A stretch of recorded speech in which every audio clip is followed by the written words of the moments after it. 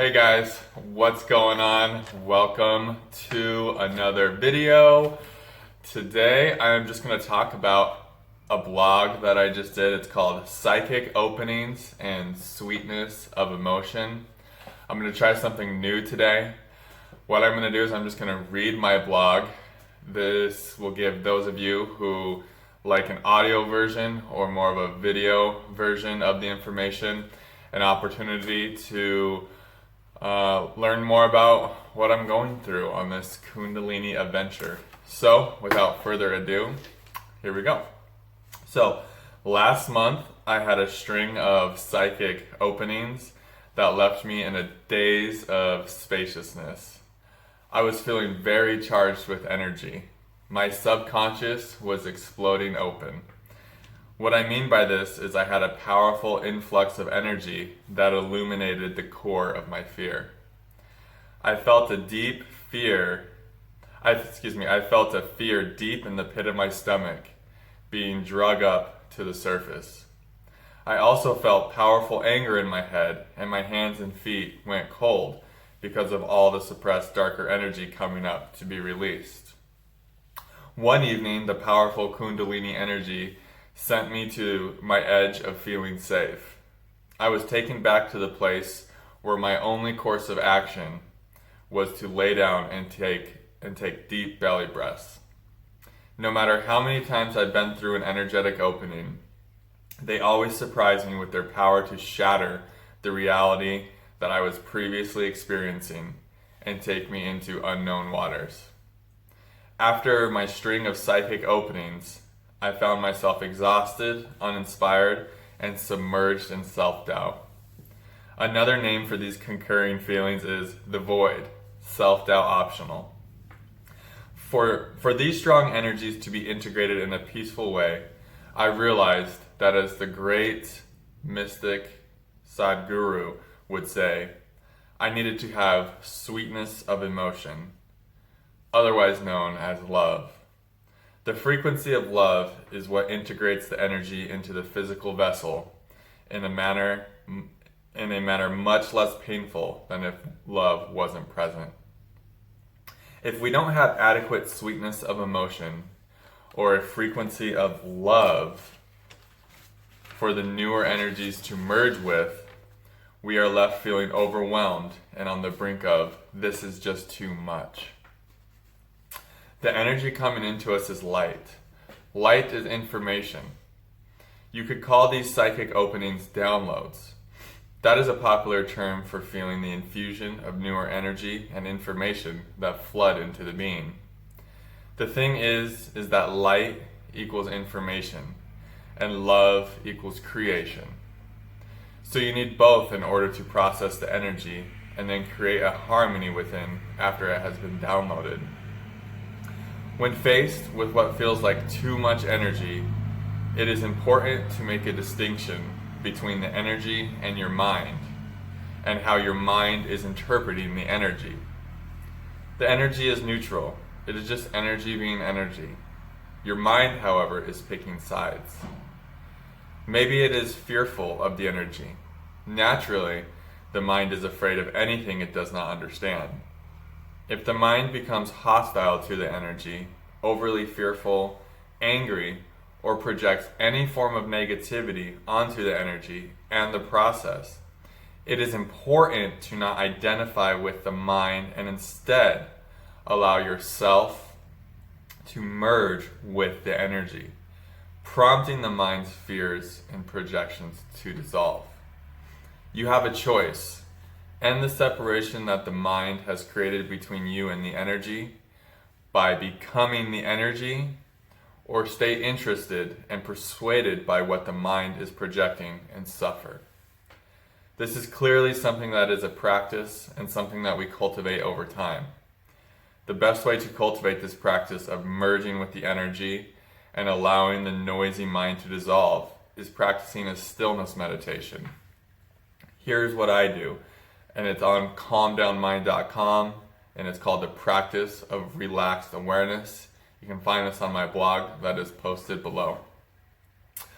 I do this practice between 20 minutes and 2 hours a day depending on my inner state and how much processing is taking place. The feeling of voluntarily awakening the energy within is absolutely divine and sort of chaotic. You just never know how much you are going to release at one time or how much you are truly capable of integrating. It is the ultimate adventure in trust and faith, and sometimes puts all of your spiritual and mindfulness tools to the test. Listening to the body is paramount. Surrender to its needs. Learn to speak its language. Something I'm primed to commit more to is sensing my body's movement when I meditate. I am usually more in the space of my third eye, and if I'm lucky, my crown chakra. Going forward, I intend to come more into my heart and solar plexus. Of course, the psychic openings came just as I was gaining momentum with my creative projects. After just starting a YouTube channel and this blog, I knew it was imperative that I continued to create blogs and videos. Yet I had no energy for creation or for anything else really. At first this felt really frustrating because I knew I wasn't making the progress that I really needed to make. No matter how many videos I tried to shoot or blogs I tried to write, the energy just wasn't there. The well was dry and I was forced into surrender.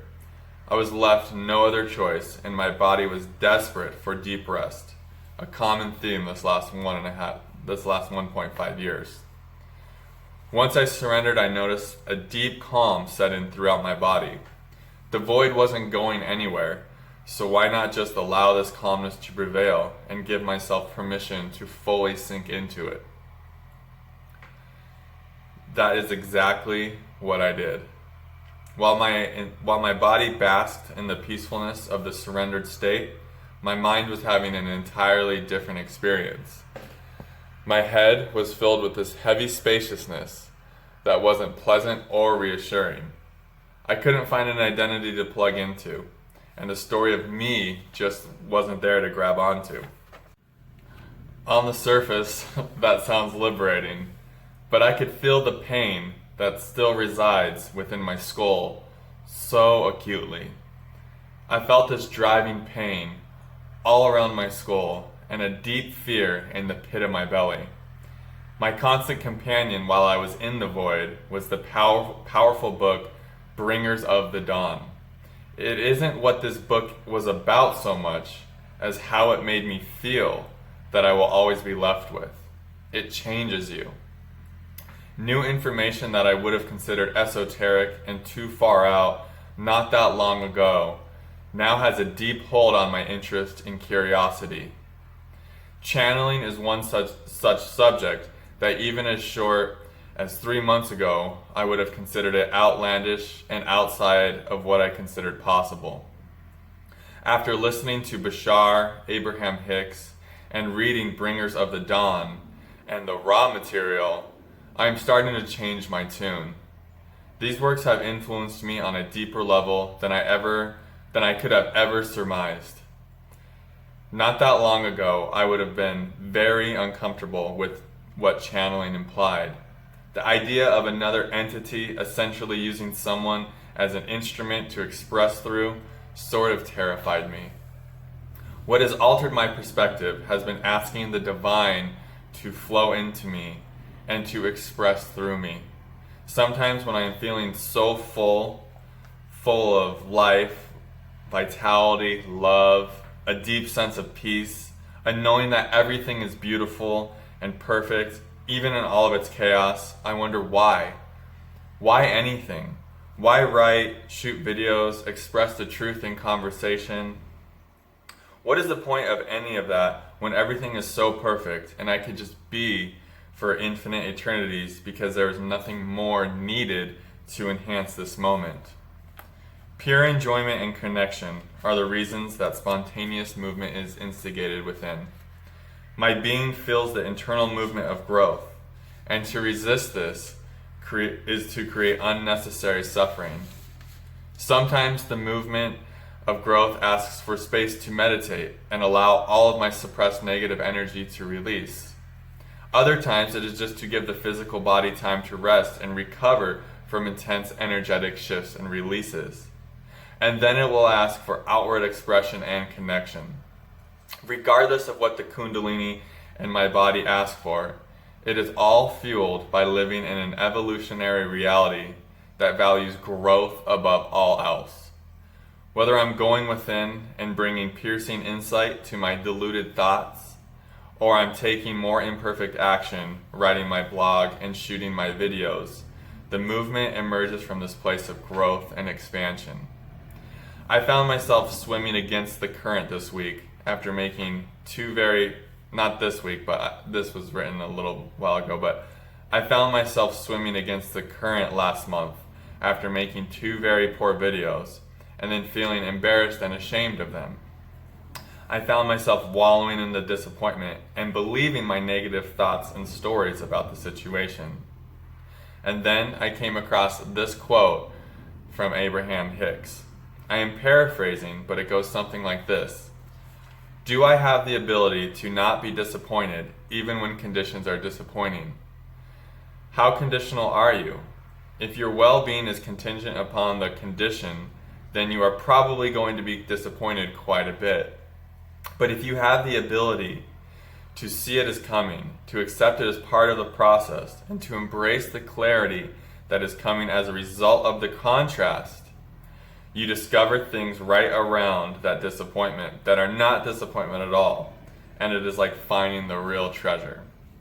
I have also realized that not all inspirations end up directly creating a positive result. Sometimes when we follow up on an inspiration, it doesn't work out the way we think it should have. But if we look a little closer, we can see that we have been provided with more clarity and a clearer choice. Living a life of action is about learning to love and appreciate the contrast. Spirit continually reveals to me that this awakening isn't for my ego to get what it thinks it wants. Goals, desires, and aspirations are all very good and fine, but when a string of psychic openings occurs, it puts everything into perspective once again. The truth is unyielding in its consistency. Adyashanti puts it best. Reality is always true to itself. When you're in harmony with it, you experience bliss. As soon as you are not in harmony with it, you experience pain. That's the post. Thanks for listening, guys. Let me know if you like how I just read them like that, or if you prefer me to summarize it instead.